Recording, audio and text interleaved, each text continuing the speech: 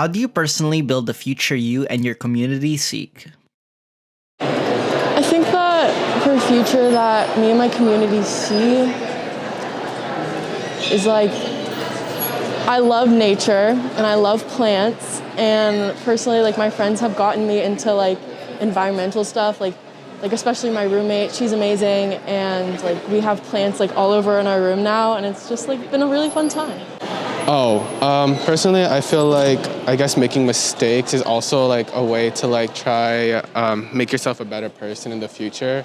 I would say like, I guess that would also help, just learning your mistakes and then how to become better in things and just to improve for the better. Personally, I think just going to school and trying to have a positive mindset every day and help other people is, if everyone does that, then that's really building towards a better future.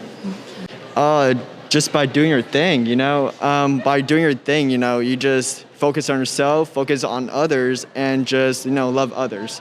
Because if you don't love others, not be able to do the thing you're able to do for the future and for others. I built my future by just being, I built the community future just like being part of it, and partaking in the community I want to be a part of and helping it grow in any ways possible, like supporting other people and just trying to build everybody else up.